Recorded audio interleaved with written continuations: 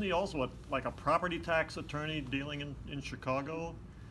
And I kind of think it looks like maybe Pat Quinn's going to be the AG. Is that okay with you? I am committed to making sure that the Democratic nominee becomes the AG.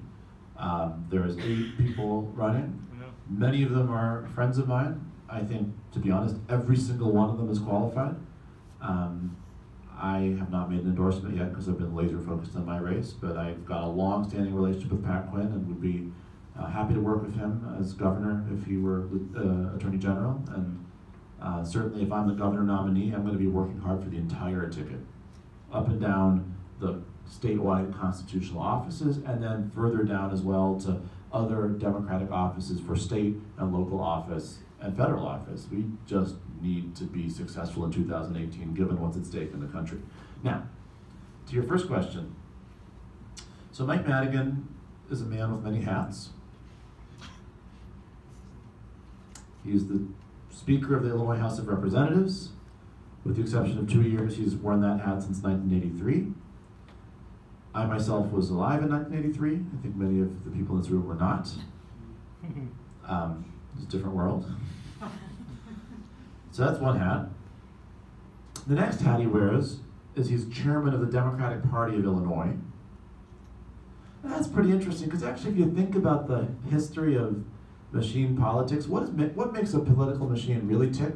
It's when someone, the same person, controls both the political party and the government itself. Like, for example, the famous Daley machine that was built in the 1950s, that happened because Richard Daley was both the mayor of the city of Chicago and ruled the city government with an iron fist, and the chairman of the Cook County Democratic Party Central Committee, and he ruled that with an iron fist. And all of a sudden, the party was used to elect people to the government who would be kind of his people in government, and the government was used to help elect his people in the campaigns.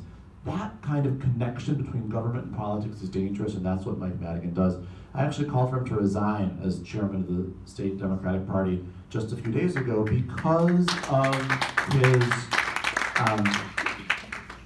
really upsetting conduct around some of these recent sexual harassment. Well, I won't call them accusations, the episodes that we have evidence of. And what the specific thing that moved me from being like, ugh, I don't like this, all the way to he should resign, is that there were 2 separate incidents, and in each case his strategy seemed to be, hey, how do I sweep it under the rug?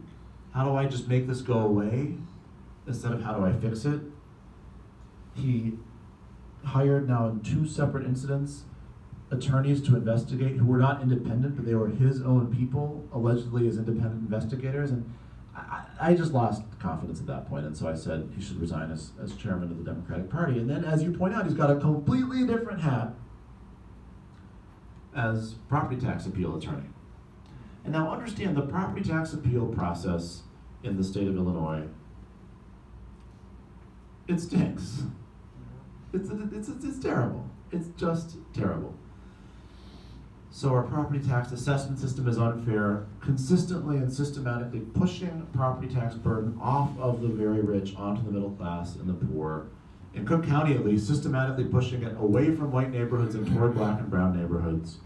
And then you've got this appeal process where these lawyers who are often politically connected, they run these appeals and they get a cut of whatever they get used, right? So if your property taxes were $10,000 and they were able to do an appeal and now it's only going to be $9,000 and you save $1,000, a fraction of that $1,000 goes to the lawyer.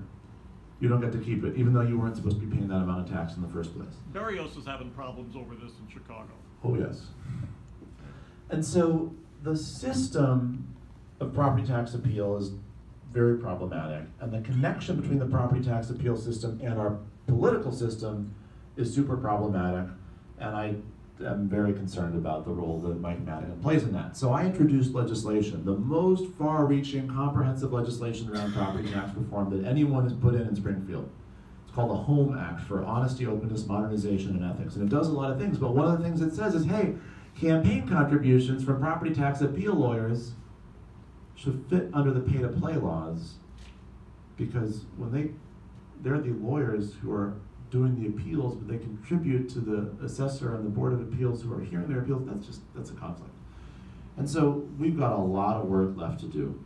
And when you see these different worlds, the government world of the Speaker of the House, the campaign world of the chairman of the Democratic Party, and the private profit world of the property tax attorney, when those worlds start to collide and play off of each other, that's when something dangerous is happening. And I want to end there, both because it's appropriate, but also because they told me I have to, and say that what you just talked about is a great, great